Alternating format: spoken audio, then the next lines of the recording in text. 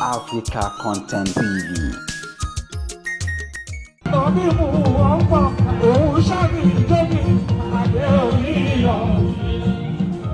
Wọ́n ti ṣe ilé, wọ́n ti ti gbogbo lẹ́kùn ní òjò níbi. Àmì ọlọ́run, ìwúkẹ́ bára, ó ti ní á. Olú ayé òfúnjì àdé òní ìyọ̀. Nínú àwọn àfọ́ ọlọ́run ọba, tẹ̀mí gbà fún, tí mo tẹ̀ ń ṣe àdúrà fún, gẹ́gẹ́ bí iṣẹ́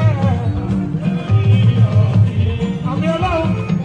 Ọmọ kékeré ni ẹ́, ó pa fún wọn pọ̀. Àmì ọlọ́run, èèyàn gbadé kò róye ọmọ bá ní ìjẹ́. Ó ti bí yá, èèyàn gbadé kò róye ọmọ bá ní ìjẹ́.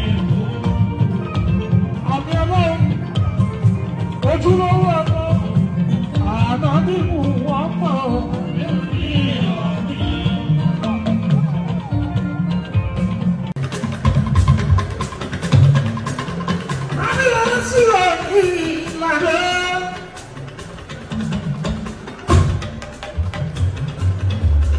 Ọba tó bá dé lé òye kan,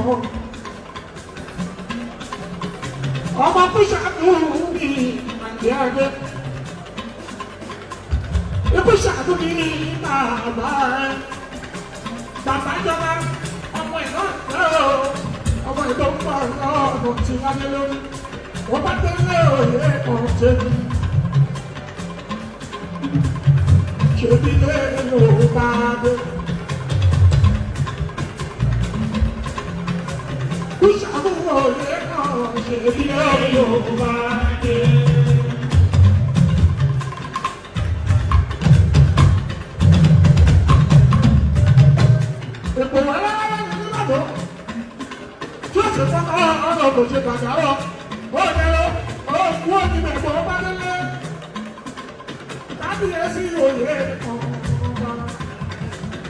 Ṣèbí lé Yorùbá dé.